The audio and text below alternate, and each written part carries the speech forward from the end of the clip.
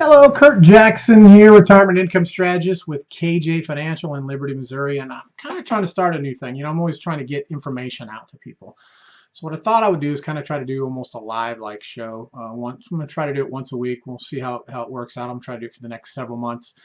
So I'm interested in feedback, any ideas, suggestions, criticisms, whatever you got. Just send them my way. But basically, what I want to try to do is, I try to teach us. I try to share information that I think is valuable for us. I mean, it's kind of like, do you really want to know, or do you want to know what's really going on with your money? And today I'm going to talk a little bit about the math of why you can't depend on the government. All right, I've talked about it, and you hear it all the time to talk about economic disasters getting closer and closer. And, many thought we were about to experience it already, but with the amount of government intervention that we've had over the last several years, it's just been enormous. It's really kind of probably staved off that possibility of that happening.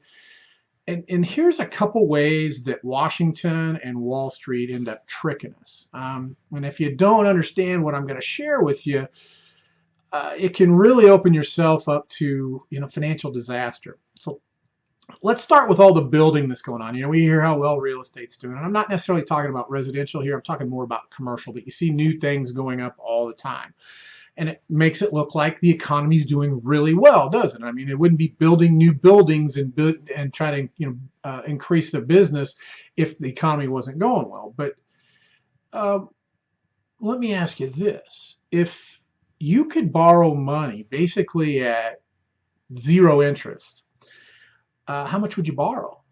Probably as much as you could get, right? Now, why would you do that? Well, because if you build at a new location, you can structure things well enough that if the economy turns downward, how much do you really have at risk? I mean, we saw that in 2007, 8, 9, with all the big banks and everything going under, and GM and Chrysler, and what happened? The government bailed them out, right? So it seems like there's always someone to jump in and bail them out. So how much do they really have at risk if they build and the economy doesn't continue to grow? Now, if the ventures fails, they borrowed the money for nothing, right? And they're using other people's money to finance this whole thing. So really, what do they have at risk? Not a whole lot. So in fact, I guess you could argue that if these companies didn't take advantage of this situation, that maybe they're being poorly managed. Okay, now I know that's kind of an odd way to look at it, but because if you look at it, if the economy turns up, they use very little of their capital to add capacity, to add locations, and if it turns down, they still have their core in place, right? And it gives them a chance for survival either way. But who ends up paying for all of this? Well, it's the poor, the middle class, the upper middle class. They're all making nothing on their savings, and it's the big guys who have almost unlimited access to basically 0% capital for their businesses that are really rocking it and rolling it. So did you know that you can actually find ways to keep from losing money? That you can find better kind of safe returns? I know that's kind of a new buzzword. Some states aren't letting us use safe, but you can find returns with your money that you don't have the risk of loss at. That are better than what you have in CDs, that are better than what you have in money markets, that are better than what you have in short-term bonds. And you can also keep gains, keep taxes on those gains from depleting your assets. So there's a lot more opportunities out there that really you're not being told about because it doesn't benefit those folks that are selling a majority of the strategies and financial products, and then also the tax base on it too. So the government doesn't really want you to know about these alternatives either. And here's the second misdirection from from Washington. The deficit's going to be only about $500 billion this year. That's down from, well, I say only because it's down from well over $1 trillion that it's been the last 3 or 4 years.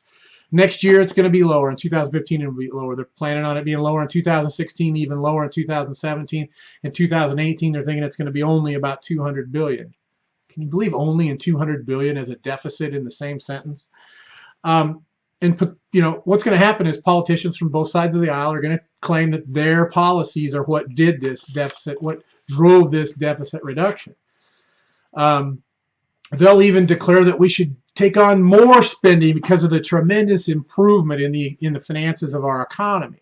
But this dramatic reduction in the deficit will not occur because of any of the policies that Republicans or Democrats had. This reduction is going to happen because of demographics. Okay, birth rates declined until about 1953. All right, so that means Social Security and Medicare will be less demanding until 2018. 1953 plus 65 years. Okay. See, then birth rates increased dramatically, with the #1 birth year in our country being 1957. And these high birth rates continued until 1964. So that means that more than 70% of the baby boomers will retire between 2020 and 2029. The Congressional Budget Office just issued a report, I guess it was back in August, July or August, saying that the debt's going to increase. Are you ready for this? By $40 trillion over the next 20 years. Right? So we're going to go from our current $17 trillion in debt to $57 trillion in debt by 2034. Right? See, Wall Street Journal called these current deficits a mirage. All right, everybody, think about this. If we have deficits and we have debt, right? What do we have to do? We have to pay interest on that, right? Interest rates are at historic lows. What if interest rates were 5% in 20 years? Okay, so what's 5% of 57 trillion? It's almost $3 trillion bucks. Do you realize that that's 80% of our current federal budget that would be eaten up just in interest? See, and all this is going to occur over the next 20 years. And 20 years isn't a long time. I mean, when you're age 50, 20 years goes by very quickly. When you're 65, 20 years goes by in a flash. Okay, so I guess my point is, this is an eventuality that we're eventually Americans are going to have to deal with this. Now, this information could be devastating for those of you that don't plan. Okay, for those who do plan and prepare, this might be the opportunity of a lifetime. All right. So my point here is that the math says something entirely different than what Washington and Wall Street are saying. So let me ask you this. Do you think that Wall Street and Washington have your best interest at heart? Okay. And if you do, there's nothing I can do for you. But if you are like me and believe that they don't have your best interest at heart, there are things that you can do. But do you want to do those things before it's too late or after it's too late? I'm a firm believer in doing it before it's too late. All right. Did you know that with your money you can find certainty? That you can preserve your assets, that you can find growth, without the risk of loss, that with your money you can find the greatest financial miracle of all time, leverage, where we can make a dollar do many things. You can use pennies to buy dollars. If you have fewer discretionary dollars, in many cases fewer dollars period, all of these things we're talking about are even more vital to you, okay? Because you don't have any room for error. Not that many of us do. But the less money you have, the less room you have for error. Okay. All right. So now let's go a little longer than what I wanted, but I kind of want to. I guess we'll start this off with a longer one. And I wanted to talk about this because we all talk about the recovery, and I know the politicians that we're running on it, that the economy's up and all that, and it is up to a certain extent. But my opinion, it's mostly mirage, and this is the main reason why, and that's how can there be a recovery under these circumstances? You know, 1/3 of Americans, 77 million of people, have debt in collections. All right, it's overdue by more than 180 days. So that means it's recorded in your credit bureau. All right, and it's going to have an effect on your credit scores. Right? Now, this information shows that a high number of Americans are still in serious financial jeopardy.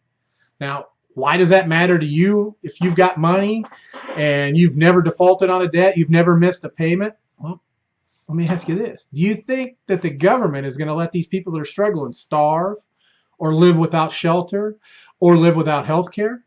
Right? Probably not. So where do you think they're going to get the money to help these people? Right? That's right, from the people who have money, right? I expect to see dramatic redistribution of wealth in the even more so than we've already seen. So shouldn't you take advantage of the products and strategies that are still available before the government decides to reduce them or eliminate them?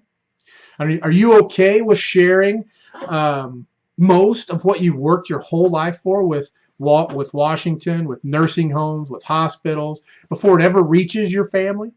How would you feel if your standard of living was lowered because you didn't plan for this transfer of wealth? Okay. Should you delay, or should you find all the ways you can keep your money in the family as soon as possible? Right. And that's kind of what I'm trying to get to here. In all of my writings and my videos and stuff, I talk about a lot of different things, and I do get a lot of great response from people. I very seldom get phone calls. I very seldom get emails. It's like people don't want to necessarily seek me out, but if they see me, they'll come talk to me about it, which is great. Anyway, it goes about, I just can't get out to see everybody all the time. So what I'm hoping that this does is it maybe will open your eyes, maybe will spur you to action, because if there's problems ahead, do you want to get out in front of them now when there's time to do something about it, or do you want to wait till it's too late? I mean, I think that most of us are smart enough to realize that we need to do something about it now. But I think we fall into this trap that we think the government's going to take care of us, or that they have our best interests at heart, that Wall Street has our best interests at heart. And I'm telling you, they don't. I've got data, all kinds of data, all kinds of proof to prove to you that they don't. And then I know I've found a better way, and I've got the data and the proof to back that up. But the only way I could share it with you is if we happen to talk. So I hope you find this interesting. I hope that if I'm not covering topics that you want to cover, please email me, Kurt@KJFinancialOnline.com, or call me on my direct line, 816-582-5532. Talk to me about it. Look, I'm not a high pressure guy. If you know me, you know I'm not.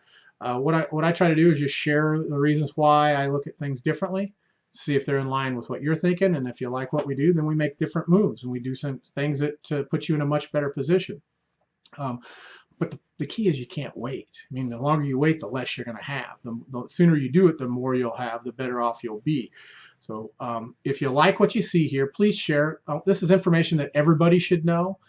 So please share the link with any friends, family, anyone you care about, anybody you work with that might be interested, that you think may have money or wants to have money. So if you have money, are going to have money, or really want to have money, these are the types of things that you need to know, and the sooner you know about them, the more you'll have. So thanks for tuning in today. I'm sorry this went a little longer than normal. I'm going to try to keep them shorter, but hopefully you got some value out of it. And if you have any questions, send them my way. If you want to sit down and talk about this and see how your situation might work out in this, I'm happy to do that. So just give me a call, 816-582-5532, or email me, Kurt, KURT@KJFinancialOnline.com. Hey, thanks for tuning in. I hope you have a great retirement and have a great day.